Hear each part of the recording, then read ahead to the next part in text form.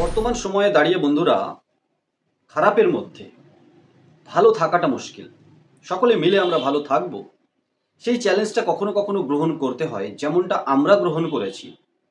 আপনাদের পরিশ্রমের ফল, আপনাদের ডাউনলাইন, সেটা মাস্টার ডিস্ট্রিবিউটার বা রিটেলার বানানো, বা ডিস্ট্রিবিউটার রিটেলার বানানো, তাদের পরিশ্রমের ফল আমরা ইন ফিউচারে যাতে আপনাদের থেকে না নিতে হয়, সেই জন্য একটা সুন্দর পলিসির মাধ্যমে ডিস্ট্রিবিউটার বা মাস্টার ডিস্ট্রিবিউটার আইডি কিছু বাল্ক রিটেলার বা ডিস্ট্রিবিউটার আইডির মাধ্যমে আপনাদের কাছে দিয়ে একটা ভালো টিম তৈরি করে ফ্রেন্ডস অফ সলিউশনের মাধ্যমে আমরা কাজ করে এগিয়ে চলার চেষ্টা করেছি।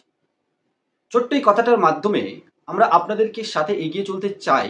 আর একবার প্রমিস করে আজ কিছু ঘটনার সাথে সাথে L1 ডিভাইস বলুন, রিচার্জ পোর্টালে রাত্রে পোর্টাল থেকে ওয়ালেট থেকে আপনার ওয়ালেট থেকে পয়সা কেটে নেওয়া বলুন, এটিএম থেকে ক্যাশ উইথড্রল করবেন, সেখানে 23 টাকা পর্যন্ত এখন চার্জ নিতে চলেছে, 2 টাকা আরও বাড়াতে চলেছে। এই সমস্ত বিষয়ে আমরা কথা বলব। ভিডিওটা স্কিপ না করে দেখুন, আর আপনি কিভাবে চোখ খোলা রেখে বেশি লোভের বশবর্তিত না হয়ে সুন্দর করে ব্যবসা করে সাথে সাথে প্যাসিভ ইনকাম ক্রিয়েট করে একটা ভালো আর্নিং করতে পারেন, সে বিষয়ে একগুচ্ছ কথা আমরা বলব। আইএনডি টেকজন ইউটিউব চ্যানেলে প্রথমবার এলে সাবস্ক্রাইব করে পাশে থাকবেন। ভিডিওটা স্কিপ না করে দেখুন, ভালো লাগলে লাইক শেয়ার করতে ভুলবেন না। আর অবশ্যই বন্ধুরা, L1 ডিভাইস আপনার, ভুলটা তো কোম্পানির, সাজা আপনি পেলেন। L1 ডিভাইস এখনো একটা চিঠির স্ক্রিনশট আমরা দেওয়ার চেষ্টা করব UIDAI এর তরফ থেকে আসা মার্চ মাসের 25 তারিখে। জুন মাসের লাস্ট মানে 30শে জুন পর্যন্ত আবার L0 ডিভাইসকে এক্সটেন্ড দিল, করতে পারবে। 1/7 জুলাই থেকে মানে 1/7/2025 থেকে L0 ডিভাইস ব্যবহার করলে এক্সট্রা চার্জ নেওয়া হতে পারে। যেমনটা আধার কার্ডের প্যান কার্ডের সাথে প্রথমে ফ্রি, তারপরে করুন, না হলে ফাইন দিতে হবে। খানিকটা এখানেও ফাইন সিস্টেম। দেখুন, এটিএম 1 মে থেকে এটিএম কার্ডে ক্যাশ উইথড্রল করলে 2 টাকা বাড়তে চলেছে, প্রায় 23 টাকা হতে চলেছে। বিভিন্ন কোম্পানির অন্য ব্যাংকের এটিএম ইউজ করার যে ফ্রি লিমিট থাকে, সেই লিমিটটা খানিকটা বাড়তে চলেছে, শুনেছি। যা বাড়ুক বা না বাড়ুক, লিমিটের পরে আপনি যদি অন্য ব্যাংকের এটিএম থেকে টাকা উইথড্রল করেন, 2 টাকা বাড়িয়ে প্রায় 23 টাকা হতে চলেছে।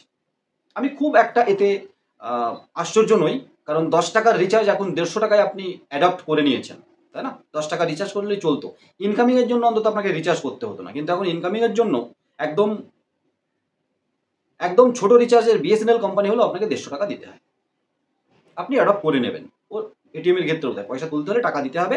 আর সব জিনিসের যেভাবে দাম বাড়ছে, কনভেনিয়েন্স চার্জও নিতে হবে, যদিও ঠিক না, তবুও নিতে হবে। আর এটা ঘটনা 1 মে থেকে বাড়তে চলেছে। L0 ডিভাইস 30 জুন অবধি বাড়িয়ে দিল। মিরাকেল এর উপরে মিরাকেল ঘটতে চলেছে, আমরা এ নিয়ে বেশি কথা বলবো না। জাস্ট এটাই কথা যে 1/7 থেকে আপনি L0 ডিভাইস ব্যবহার করবেন কি করবেন না, কারণ এই যে 1/7 থেকে L0 ডিভাইস ব্যবহার করলে তার উপরে চার্জ লাগতে পারে, মানে তার 30 জুনই কিন্তু লাস্ট ডেট হলো না, তারপরেও এক্সটেন্ড হতে পারে। বা L0 ডিভাইস চলবে, ফলটা তো সফটওয়্যারের ছিল, ফলটা তো কোম্পানির ছিল, সাফারার আপনারা করেছেন। একটু এদিক ওদিক মডেল নাম্বার এদিক ওদিক করে L1 বলে কোটি কোটি টাকার ব্যবসা করে নিয়েছে। তারপরে কোথায় কার কোথায় সেটিংয়ের পয়সা গেছে বা কিভাবে হয়েছে সে তো আমরা বলতে পারবো না, আমরা ছোট মানুষ। যেমন খানিকটা 26,000 চাকরি সুপ্রিম কোর্টে বহাল থাকলো, চলে যাচ্ছে। হয়তো 10% মানুষ পয়সা দিয়ে চাকরি পেয়েছিল, সেই মানুষগুলোকে ধরা গেল না। অ্যাকচুয়াল ভালো মানুষ যারা ভালো রিটেলার, তাদেরকেও সাফারার করতে হয়। যেমন APS-এ কিছু ফ্রড রিটেলারের অ্যাক্টিভিটিসের জন্য, সেই কিছু ফ্রড অ্যাক্টিভিটিসের জন্য 26,000 চাকরি চলে গেল। আমাদের সহ্য করতে হবে, আমরা অ্যাডাপ্ট করে নেবো। আর এটাই মানে আজকে কিন্তু যে বড় বড় 3টে রাজনৈতিক দল রয়েছে পশ্চিমবাংলাতেও, তারা সবাই জিতে গেল, হেরে গেল ওই 26,000 মানুষ। আমি কিছু ঘটনার উল্লেখ করছি, 26,000 চাকরি কথা চলে গেল। আমি সেদিনকে রিসেন্টলি নিউজে দেখছিলাম, সিভিক পুলিশ ঘুষ নিল, যে কমপ্লেন করতে গেল তাকে জেলে ঢুকিয়ে দিয়েছে।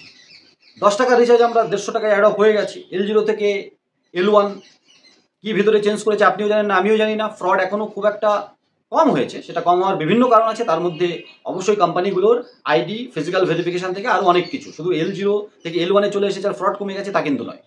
তার মানে কোম্পানির ডিফেক্টের কারণে আপনাকে সাফারার হতে হচ্ছে। L1 ডিভাইস কোটি কোটি টাকা দিয়ে কেনা থেকেও শুরু করে রিচার্জ কমিশন এর লোভে আপনারা বিভিন্ন ফ্রি আইডিতে কাজ করেন, যান।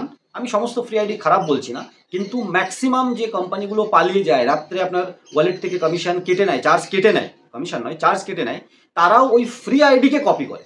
NFT ট্রেজার আপনারা নাম শুনেছেন, প্রচুর মানুষ ইনকাম করেছে, এখন উইথড্রল বন্ধ আছে। এবং ডিজিটাল চিট ফান্ড আমরা বিভিন্ন সময় বলেছি, আরও কিছু আছে। ফিজিক্যাল চিটফান্ড সারদা রোজভ্যালির মতোই ডিজিটাল চিটফান্ডও আপনাদের টাকা নিয়ে পালিয়ে যাবে।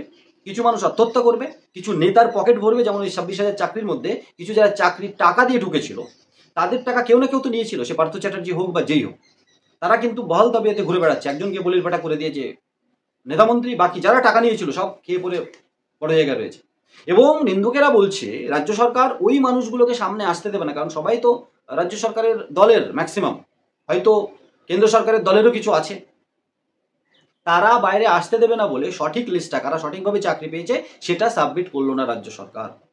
তাহলে চাকরি গেল 26,000, তার ভিতরে যারা টাকা দিয়ে পেয়েছিল তাদের দুঃখ নেই, থাকারও কথা না, কারণ ইলিগাল ভাবেই গেছে। কিন্তু যারা লিগাল ভাবে গেছিল তাদের কি দোষ হলো? এই এইপিএস ব্যাংকিং ফিনটেক লাইনেও যারা লিগাল ভাবে কাজ করছে তাদের সাফারার করতে হচ্ছে, কারণ তারা ইলিগাল ভাবে অনেক পয়সা ইনকাম করতে পারছে না, যেটা ওই ফ্রডরা করে বেরিয়ে যাচ্ছে, সাফারার করতে হচ্ছে আপনাকে।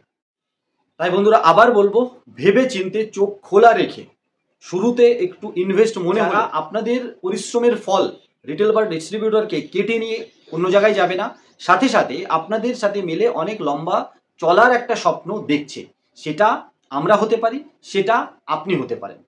ছোট্ট ভিডিওটার মাধ্যমে আমরা কিছু ইনফরমেশন আপনাদেরকে দেওয়ার চেষ্টা করলাম, আপনাদের সচেতন করার চেষ্টা করলাম, সাথে সাথে সমসাময়িক কিছু ঘটনা এই ভিডিওর মধ্যে আসলো। কোনো রাজনৈতিক রং লাগাবেন না, আর শুধু একটা কথা মনে রাখবেন, সবারই আপনাদেরকে ওয়াকিবহাল রাখার যেমন অধিকার আছে তার মধ্যে আমরাও পড়ি। নতুন একটা ভিডিও নিয়ে খুব তাড়াতাড়ি আসবো, ততক্ষণ সবাই ভালো থাকবেন, সুস্থ থাকবেন, আর আমাদের সাথে থাকবেন, কারণ IND tech zone YouTube channel সবসময় আপনাদের সাথে আছে, পাশে আছে।